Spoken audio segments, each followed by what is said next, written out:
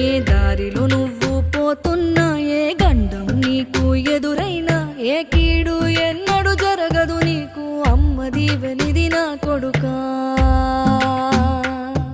ఈ దిక్కులు నీతో కదిలేను, ఆ చుక్కలి దిష్టి తీసేను, ఏ గాలి ధూళి సోకదు నిన్ను, అమ్మ దీవెనిది నా కొడుకా.